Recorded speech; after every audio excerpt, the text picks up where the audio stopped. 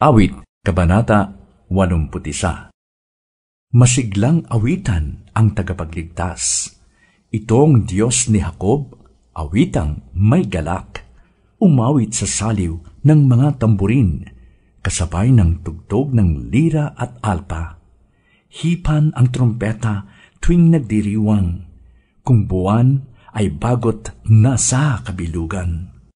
Pagkat sa Israel, ito'y isang utos, batas na ginawa ng Diyos ni Jacob.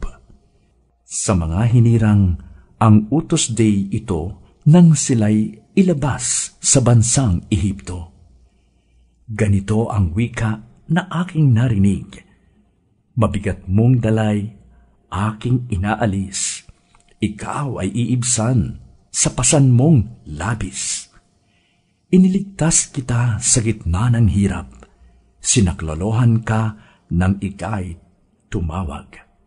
Tinugon din kita sa gitna ng kidlat at sinubok kita sa Batis Meriba. Kapag nangungusap, ako'y inyong dinggin, sana'y makinig ka, o bansang Israel. Ang Diyos ay huwag mong paglingkuran.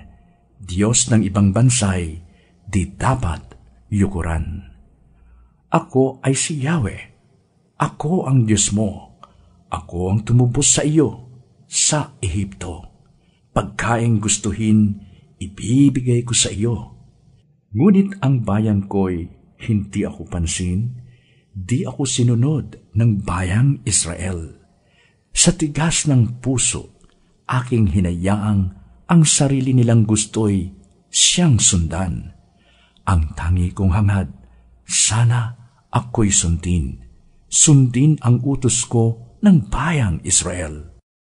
Ang kaaway nila'y aking lulupigin, lahat ng kaaway agad lilipulin. Silang namumuhit sa aking napupuot, ay magsisiyuko sa laki ng takot. Ang parusa nila'y walang pagkatapos. Ngunit ang mabuting bunga nitong trigo, ang siyang sa inyo'y ipapakain ko, at ang gusto ninyong masarap na pulot, ang siyang sa inyo'y aking idudulot.